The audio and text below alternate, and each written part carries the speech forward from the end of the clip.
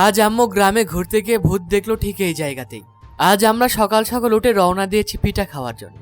ঠান্ডার জন্য সকালবেলা অবস্থা খারাপ ছিল, কিন্তু ভালোও লাগছিল অনেক। কিন্তু গিয়ে দেখি যেন এক অন্যরকম গ্রাম। গ্রামটা তো অনেক সুন্দর ছিল, কিন্তু এই গ্রামের মানুষের সবচেয়ে কষ্টের বিষয় হলো যারা এই বিল এলাকায় থাকে তারাই বোঝে এখানে বসবাস করা কত কষ্টকর।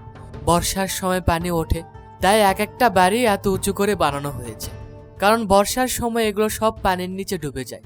চারিদিকে শুধু পানি আর পানি। কিন্তু শীতের জন্য চারিদিকে সর্ষে ফুল দেখে মন ভালো হয়ে গেল। আমরা যখন ঘুরছিলাম তখন ছোট রান্নাঘরে মাটির চুলে আমাদের জন্য রান্না হচ্ছিল। রাতে খাওয়া দাওয়া করে যখন ঘুমিয়ে যাই, শীতের দিনে গভীর ঘুম এসে গিয়েছিল। সকালে উঠে দেখি বাড়ির মধ্যে অনেক মানুষের ভিড়। আমি ভাবলাম, বাপরে, বাড়ির মধ্যে এত ভিড় কেন? কোনো মারামারি হলো নাকি? কিন্তু তখন আমার বোন এসে বলল, জানিস কি হয়েছে রাতে?